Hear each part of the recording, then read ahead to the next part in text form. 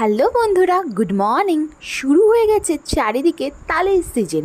এখানে প্রচুর পরিমাণে তাল গাছ, এত তাল গাছ, আর প্রত্যেকটা গাছের নিচে পুরো তাল পড়ে কালো হয়ে আছে।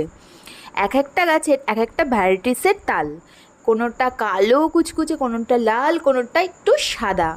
তো তার মধ্যে থেকে বেশি লোভ না করেই একটা তাল তুলে নিয়ে এলাম।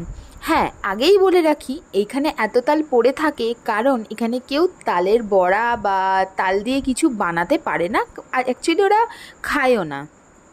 হ্যাঁ, বানিয়ে দিলে কিন্তু খায়। তো সেখান থেকেই একটা তাল তুলে এনে আমি বড়া করলাম। ঘষতে ঘষতে একটু যখন মুখে দিলাম, তালগুলো কিন্তু খুবই মিষ্টি আর খুবই ভালো। তো তাল গাছগুলো এত উঁচু থাকার কারণ আমি প্রত্যেকবারই ভাবি যেখান থেকে তালের শ্বাস খাবো, কিন্তু তালের শ্বাস খাওয়ার হয়ে ওঠে না, সেই পেকে তালগুলো পড়ে পড়ে